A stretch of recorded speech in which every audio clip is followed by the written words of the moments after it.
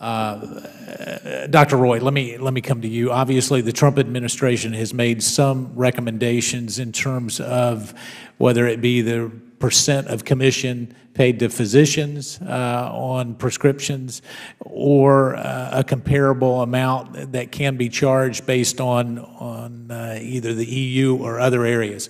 What kind of effect do you think that those two Trump administration proposals would have on drug prices?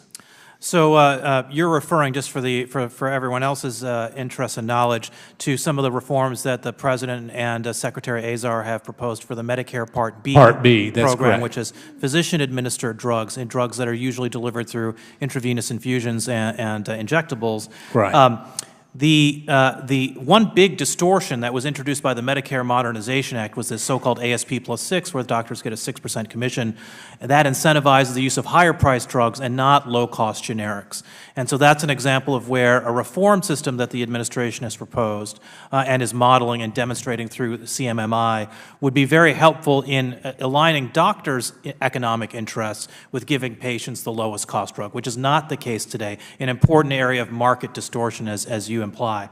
The second piece, in terms of having an international benchmark to compare Medicare Part B prices and align Medicare Part B prices to that, we just published a paper at my think tank at freeop.org that argues that the 15 countries that are in the international benchmark that the Trump administration proposed are the wrong countries to compare to the United States, because they don't necessarily have market-based approaches to either health insurance or prescription drug prices. And so which countries would best be in that pool? So we've suggested, I'll emphasize that the countries that we think are the most worth benchmarking Medicare Part B to are Switzerland, the Netherlands, Singapore, and Denmark.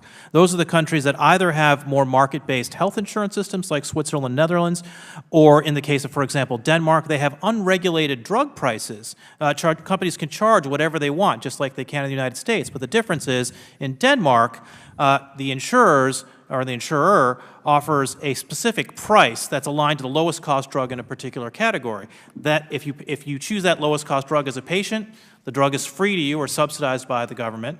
If you choose a higher cost drug, you have to pay that difference out of pocket. And what that has done is created a market-based incentive for drug companies to charge a low price. Sure. And in fact, Denmark has the lowest prices for prescription drug spending in all of Europe using that model. It's amazing how the free market will put pressure on profits and corporations.